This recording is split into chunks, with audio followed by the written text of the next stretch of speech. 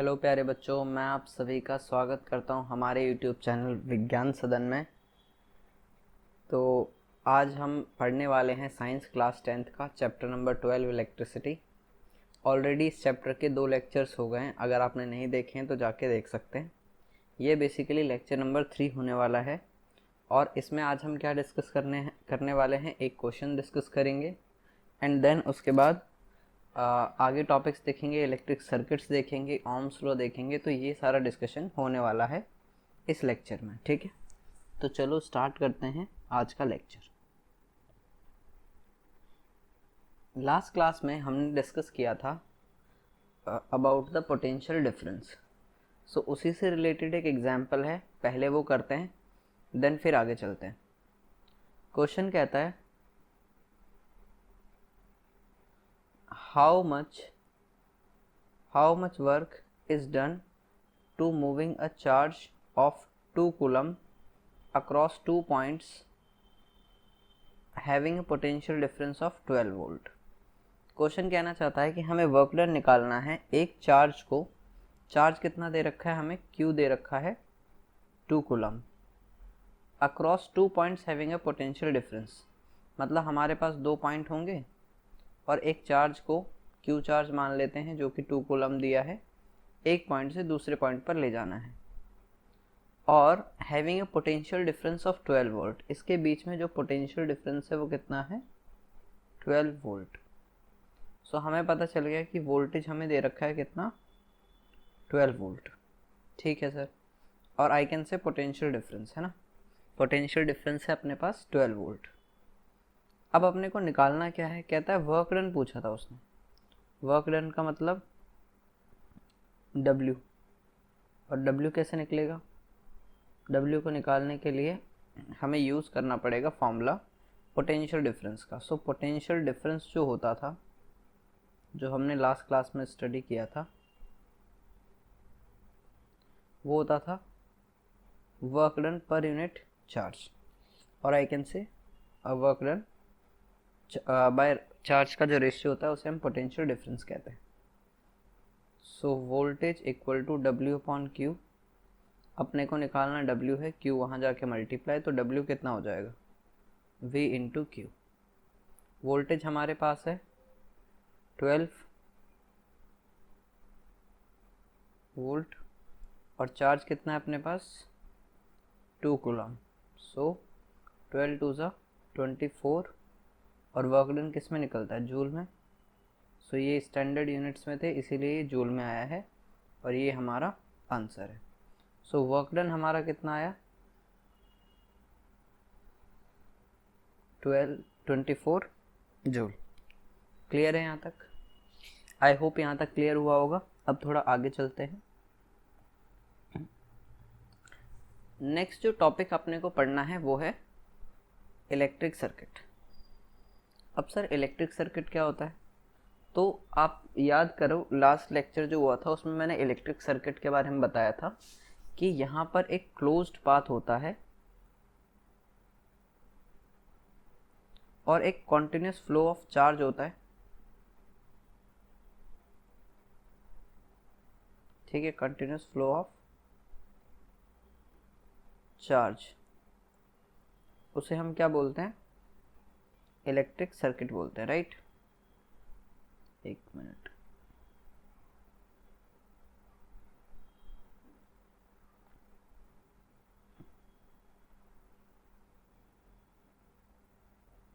Continuous flow of charge. तो अब जरा समझते हैं आगे। अब जैसे अगर हम किसी भी सर्किट की बात करते हैं तो सर्किट में कुछ इक्विपमेंट्स होते हैं या बेसिकली कुछ हमारे कंपोनेंट्स होते हैं। जैसे कि कंपोनेंट्स की अगर मैं बात करूं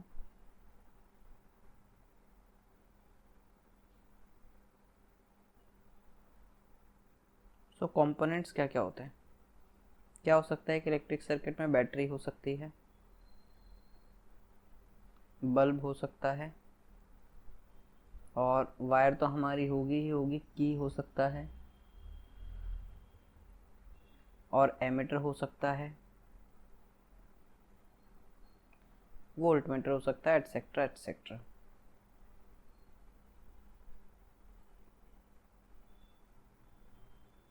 इरेज हो जाओ।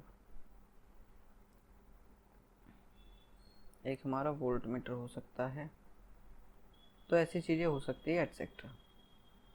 ठीक है, ये सारी चीज़ें हो सकती है, लेकिन इनको शो करने के लिए हमारे पास इनके स्केमेटिक डायग्राम्स होते हैं। क्या होते हैं? Schematic diagrams. और हम कह सकते हैं कि हमारे पास कुछ ऐसे नोटेशंस हैं जिनकी हेल्प से हम इन्हें शो कर सकते हैं। तो वो कौन कौन से साइंस होते हैं, ये कैसे हम शो करते हैं, ज़रा देखते हैं। ये जो टेबल है ये बेसिकली एनसीईआरटी बुक में दिया गया है। ठीक है, वहीं से लिया गया है यहाँ पे। तो सबसे पहले हम बात करते हैं एक इलेक्ट्रिक सर्किट की। तो जो हमारा इलेक्ट्रिक सर्किट होता है उसका साइन कैसे होता है? एक लाइन, बीच में ये पॉजिटिव नेगेटिव का साइन बनाओ, और ये बेसिकली सेल का साइन होता है। अगर हम एक बैटरी की बात करें, बैटरी क्या होता है जनरली, काफ़ी सारे सेल्स को अगर एक साथ ऐड कर देंगे तो वो बैटरी का काम करता है। तो कॉम्बिनेशन ऑफ सेल्स का मतलब है मैंने 1 2 3 ऐसे सेल्स ऐड कर दिए सीरीज़ में, तो ये साइन हो जाएगा हमारे लिए बैटरी का। अब यहाँ देखो, ये प्लग की और स्विच ओपन की बोल सकते हैं इसे, स्विच ओपन। स्विच ओपन का मतलब जैसे हम जब बटन स्विच देखते हैं तो स्विच में दो कंडीशन होती है, एक ऑन और एक ऑफ। ये जो ऑन है इसका मतलब है कि ये क्लोज्ड है, और ये जो ऑफ है इसका क्या मतलब है कि ये ओपन है। अब ये मतलब क्या हुआ सर? ओपन का मतलब तो ऐसे लग रहा है जैसे चालू कर दिया मैंने, और क्लोज का मतलब तो बंद कर दिया, लेकिन यहाँ ऐसा नहीं है। क्लोज का क्या मतलब है? देखो, ये जो सर्किट के दो पॉइंट्स हैं, इन दो पॉइंट्स के बीच में कोई वो नहीं है, कोई एडिशन नहीं है, मतलब इनको कोई जॉइंट नहीं कर रहा है, कोई जॉइंट नहीं है। तो जब जॉइंट नहीं है तो ये वर्किंग कंडीशन में नहीं है, ये ऑफ की कंडीशन में है। तो ये हमारा किसकी कंडीशन में है सर? ऑफ की कंडीशन में है। जबकि क्लोज्ड की जब बात की जा रही है तो बीच में देखो डॉट डाल दिया, इसका क्या मतलब है? हमारा स्विच ऑन हो गया, राइट। अब अगर मान लो कभी वायर जॉइंट करना हो, वायर जॉइंट करने का मतलब एक वायर जा रही थी, बीच में हमने दूसरी वायर लगा दी, तो ये वायर जॉइंट के लिए साइन होगा, ये वाला। ओके। उसके बाद वायर क्रॉसिंग विदाउट जॉइनिंग, मतलब कभी कभी आपने देखा होगा एक वायर जा रही है, इसके ऊपर से दूसरी वायर चली गई, ठीक है, मतलब कुछ ऐसा। तो अगर ऐसा कुछ अपने को शो करना होगा, क्या हो गया, तो यहाँ पर जब हमें कुछ ऐसा शो करना होगा तो हम शो करेंगे ये वाला साइन। ये जॉइंट मतलब वायर क्रॉस कर रही है लेकिन जॉइन नहीं हो रहा। बल्ब के लिए तो हम बचपन से साइन पढ़ते आ रहे हैं, या तो ये कर लेंगे या ये कर लेंगे, जनरली हम यही वाला साइन बनाते हैं, ये इजीली मतलब ड्रॉ हो जाता है। फिर अ रजिस्टर ऑफ रेजिस्टेंस, अभी रेजिस्टेंस जो है इसका साइन कुछ ऐसा होता है, अभी सिर्फ साइन समझे, फिर बाद में इसका फंक्शन क्या होता है, क्या काम करता है, क्यों हम पढ़ते हैं, इसके बारे में हम आगे डिस्कस करेंगे। फिर आता है हमारे पास वेरिएबल रेजिस्टेंस। वेरिएबल रेजिस्टेंस या रियोस्टेट भी बोलते हैं इसे। अब इसका सिंपल सा मतलब है वेरिएबल। वेरिएबल मतलब जैसे चेंज किया जा सकता है, तो ये है रेजिस्टेंस, लेकिन इसे चेंज किया जा सकता है, या तो ये साइन बनाना है अपने को या ये वाला। क्लियर। उसके बाद है एमीटर। एमीटर जो करंट को मेजर करने का काम करता है, उसके लिए ये साइन है, और वोल्ट मीटर के लिए ये साइन है। क्लियर।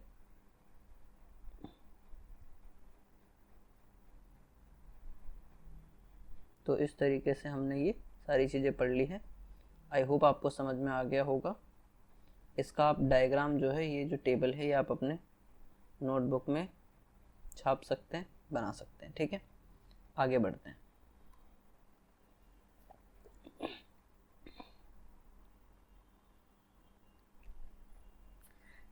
अब नेक्स्ट टॉपिक की तरफ बढ़ते हैं। ये हमारा इलेक्ट्रिक सर्किट ख़त्म हो गया। इलेक्ट्रिक सर्किट अगर मुझे बनाना है तो हम ऐसा भी कुछ बना सकते हैं। 1 मिनट।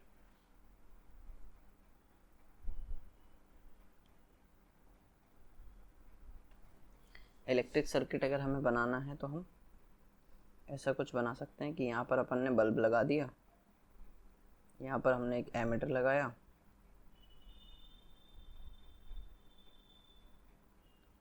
यहाँ से एक वायर ली, यहाँ अपन ने एक बैटरी लगा दी, फिर यहाँ पर वोल्ट मीटर लगा दिया और यहाँ पर की लगा दिया।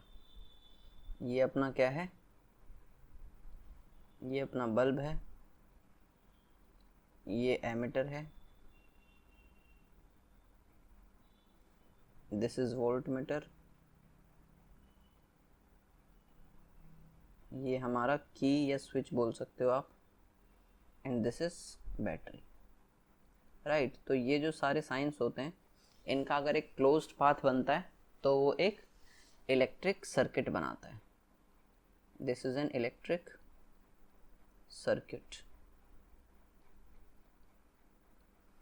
तो हमारा इलेक्ट्रिक सर्किट अब प्योरली ख़त्म हो चुका है। अब नेक्स्ट टॉपिक की तरफ बढ़ते हैं। सो नेक्स्ट टॉपिक है ओम्स लॉ। अब ओम्स लॉ क्या होता है ज़रा समझते हैं। पहले हमने क्या करा, एक इलेक्ट्रिक सर्किट बनाया और उस इलेक्ट्रिक सर्किट को कुछ ऐसा बनाया।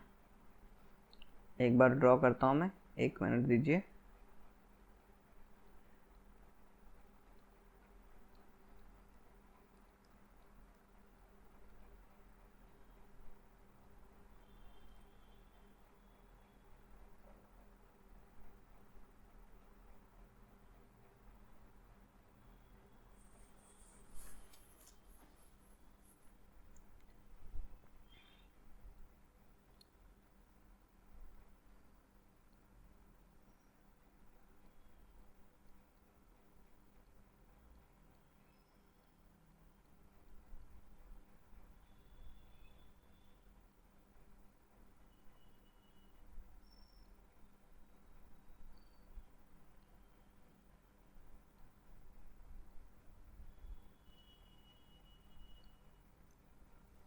एक मिनट, सर्किट बनाते हैं।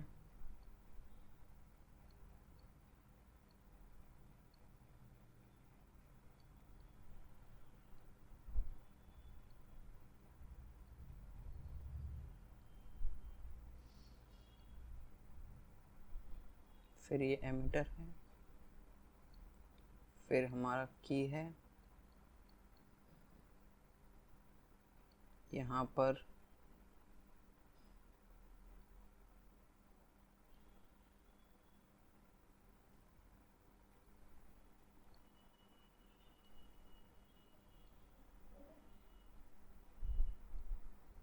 ये हमारा सर्किट हो गया और इसमें अब हमें एक वोल्ट मीटर और लगा देना है इन दोनों के एंड्स के बीच में। तो ये अपन ने वोल्ट मीटर लगा दिया। देखो अब ये जो हमारे पास सर्किट है, इस सर्किट में कुछ चीज़ें अपने को ध्यान देनी है। ये कुछ ऐसे मूव कर रहा है करंट इसके अंदर, ठीक है। और यहाँ पर हमारे पास डिफरेंट वोल्टेजेस है, मतलब बैटरीज हैं। और यहाँ पर हमारा ये रेजिस्टेंस है और ये यहाँ पर वोल्ट मीटर लगा हुआ है, पॉजिटिव नेगेटिव, ठीक है। अब सर इसमें हमें ध्यान क्या रखना है, इसमें है क्या। ये हमने बनाया है एक सर्किट, लेकिन क्या है जब ओम्स लॉ आया तो उसमें हम एक एक्सपेरिमेंट पढ़ते हैं। उसने क्या किया, एक सर्किट जो हमने लास्ट उसमें बनाया वो बनाया। पहले केस में क्या करा, सिर्फ वोल्टेज 1 को कनेक्ट किया सर्किट से, ठीक है। और अब जब कनेक्ट किया तो सिंपल सी बात है, V1 वोल्टेज दिया हमने, उसकी वजह से मान लो A1 करंट हुआ उसमें, या आई हैव टू से I1 करंट आया, ठीक है। I1 करंट आ गया। फिर हमने सोचा इसको वेरी कर देते हैं, वोल्टेज को चेंज कर देते हैं। तो वोल्टेज मैंने मान लो 5 माना था, ठीक है, तो ये भी 5 आया था। फिर मैंने वोल्टेज जो है वो इंक्रीज़ कर दिया, 10 कर दिया, तो ये भी 10 आ गया। फिर V3 भी ऐड कर दिया, मतलब हम वोल्टेजेस ऐड करते जा रहे हैं, इंक्रीज़ करते जा रहे हैं, तो करंट भी इंक्रीज़ होता जा रहा है। कुछ ऐसा सिनेरियो चल रहा है, ठीक है। तो जब हमने देखा तो इससे ये जो लॉ था ये ओम्स ने दिया था, तो इसीलिए इसका नाम है ओम्स लॉ। और अब ये कहता क्या है जरा वो समझते हैं। ये कहता है the potential difference V across the ends of a given metallic wire, मतलब हमारे पास एक मेटेलिक वायर है और उसके अंदर जो पोटेंशियल डिफरेंस है एंड्स के बीच में वो V है। इन एन इलेक्ट्रिक सर्किट, किसकी बात हो रही है, एक सर्किट की बात हो रही है, is directly proportional to the current flowing through it provided its temperature remains the same. ठीक है सर, कहना क्या चाहते हैं ये अंकल, ये कहना चाह रहे हैं कि अगर मैंने वोल्टेज को बढ़ाया, क्योंकि अभी जो हमने एक्सपेरिमेंट देखा वो यही देखा, हमने अगर वोल्टेज को बढ़ाया तो करंट भी बढ़ेगा, सिंपल, क्योंकि मैंने पहले 5 लिया वोल्टेज, फिर 10 लिया, फिर 15 लिया, तो करंट भी 5, 10, 15 हुआ, करंट भी इंक्रीज हुआ। तो इन्होंने कहा जो ओम्स लॉ का स्टेटमेंट है वो क्या कहता है कि अगर आपके पास 2 पॉइंट्स हैं, ठीक है, और इसके बीच में जो पोटेंशियल डिफरेंस है वो हमारा V है, तो अब जब हम इसमें करंट फ्लो करवाएंगे तो वो डिपेंड करेगा इस पोटेंशियल डिफरेंस पे। तो उन्होंने कहा कि जो पोटेंशियल डिफरेंस होगा वो डायरेक्टली प्रोपोर्शनल होगा करंट के, इलेक्ट्रिक करंट के। अब ये जो साइन है इस साइन को बोलते हैं डायरेक्टली प्रोपोर्शनल।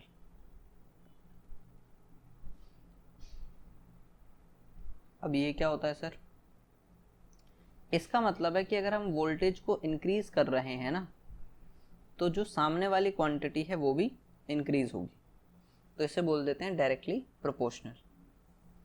इसका मतलब है जब ये डायरेक्टली प्रोपोर्शनल का साइन तो सर हमने देखा ही नहीं कभी, हम तो इक्वल में पढ़ते हैं हमेशा, तो जब इस साइन को हटाएंगे हम तो एक कांस्टेंट आ जाएगा जिसे कहेंगे R, और ये जो R है दिस इज अ रेजिस्टेंस। अब ये रेजिस्टेंस क्या होता है ये भी पढ़ना है अपने को, है ना।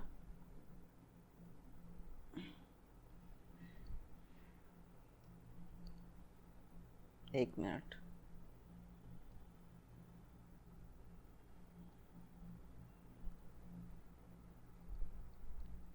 अब ये रेजिस्टेंस क्या होता है, तो रेजिस्टेंस के बारे में पढ़ते हैं, पहले जरा इस लॉ की कंडीशन सुन लेते हैं। तो V is directly proportional to I, जो हमारा पोटेंशियल डिफरेंस है वो डायरेक्टली प्रोपोर्शनल होगा इलेक्ट्रिक करंट के, और इसकी वजह से V इक्वल टू में हम RI लिखेंगे, तो R जो होगा वो रेजिस्टेंस होगा, और यहाँ पर डायरेक्टली प्रोपोर्शनल है मतलब वोल्टेज इंक्रीज कर रहे हैं या पोटेंशियल डिफरेंस इंक्रीज कर रहे हैं तो करंट भी इंक्रीज होगा, ठीक है। सो इसके अकॉर्डिंग मैं कह सकता हूँ कि जो पोटेंशियल डिफरेंस है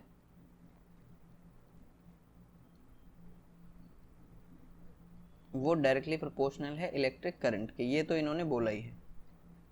लेकिन इन्होंने एक चीज़ और बोली कि देखो सर आप जहाँ पे भी एक्सपेरिमेंट कर रहे हो वहाँ का टेम्परेचर जो है वो हमारा कांस्टेंट होना चाहिए। टेम्परेचर कांस्टेंट होने का मतलब है अगर मैं किसी रूम में एक्सपेरिमेंट कर रहा हूँ और वहाँ पर मान लो 25 डिग्री सेल्सियस रूम टेम्परेचर है, तो ऐसा नहीं है कि हाँ भाई हम पहले हमने एक्सपेरिमेंट स्टार्ट किया 25 डिग्री सेल्सियस पे, फिर AC ऑन कर दिया, टेम्परेचर हो गया 16 डिग्री, तो अगर ऐसे एक्सपेरिमेंट करोगे तो ये एक्सपेरिमेंट परफॉर्म नहीं हो पाएगा। तो उसने बोला कि टेम्परेचर जो रहेगा वो कांस्टेंट रहेगा और पोटेंशियल डिफरेंस डायरेक्टली प्रोपोर्शनल रहेगा इलेक्ट्रिक करंट के, मतलब पोटेंशियल डिफरेंस इंक्रीज होगा तो इलेक्ट्रिक करंट भी इंक्रीज होगा। सो इसके अकॉर्डिंग मैं फॉर्मूला बना चुका हूँ, V is equals to R into I. अब क्या है अगर मैं यहाँ से R निकालूँ तो R क्या आएगा, V upon I, and this is constant, this is not changing. ये भी तो एक कांस्टेंट ही था तो ये भी कांस्टेंट ही रहेगा, ठीक है।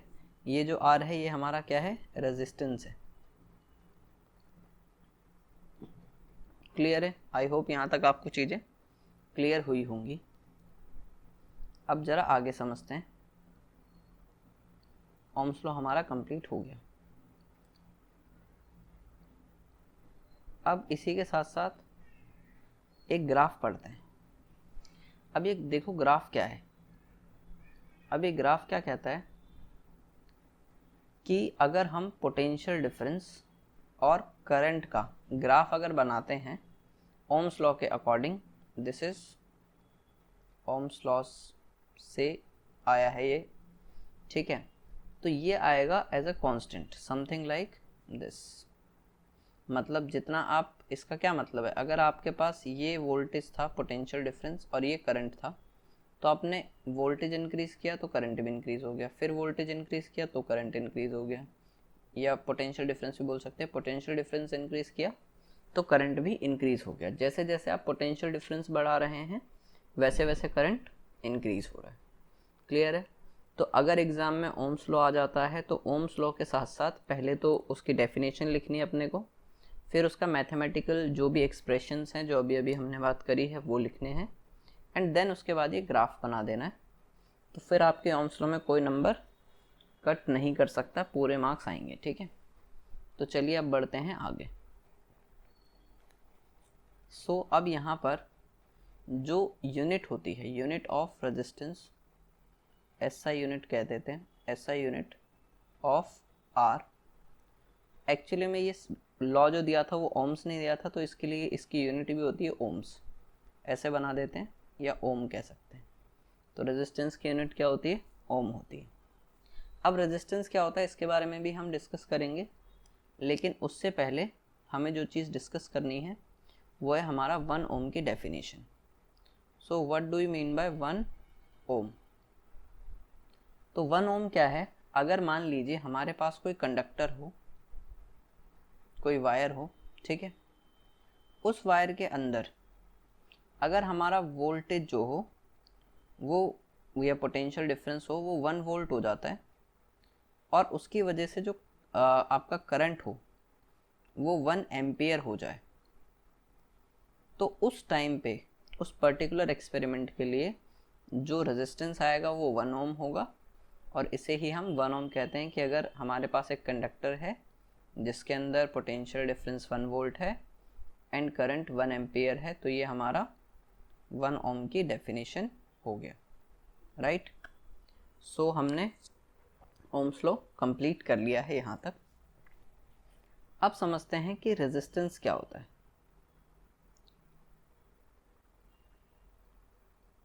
सो देखो रेजिस्टेंस का क्या मतलब है।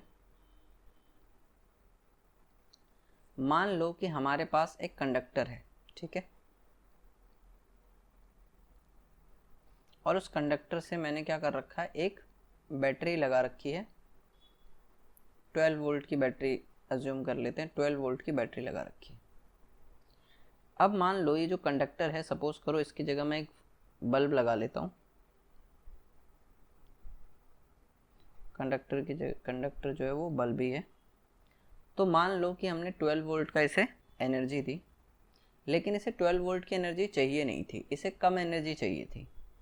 तो अगर मान लो हमने 12 वोल्ट दिया और इसकी वजह से इसमें कुछ करंट जा रहा था, कुछ आई करंट जा रहा था, लेकिन मुझे इस आई करंट को डिक्रीज करना है, कम करना है, मुझे इतना करंट नहीं चाहिए या इतनी पावर नहीं चाहिए जितना ये प्रोवाइड करा रहा है।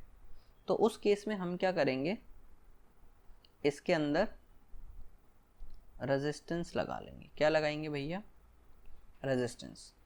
और रेजिस्टेंस लगाने की वजह से होगा क्या, हमें जितना करंट चाहिए उतना करंट मिल पाएगा और ये बल्ब जल पाएगा, ग्लो कर पाएगा। अब इसका फ़ायदा क्या है सर, इसका फ़ायदा ये है कि जो हमारी बैटरी थी, ये जो बैटरी थी अपनी, हमने इसको चेंज नहीं करा, ये उतनी की उतनी ही है, लेकिन फिर भी हमने जो रिक्वायर्ड करंट की जो अमाउंट है उसको कम कर दिया। किसकी हेल्प से, रेजिस्टेंस की हेल्प से, ठीक है। तो रेजिस्टेंस क्या करता है, इट गिव्स और resist the flow of current.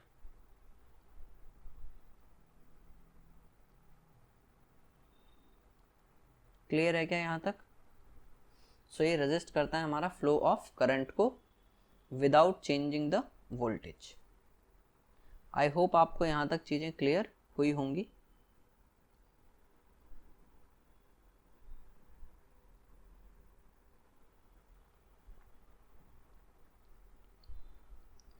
सो आज की क्लास में हम इतना ही डिस्कस करते हैं।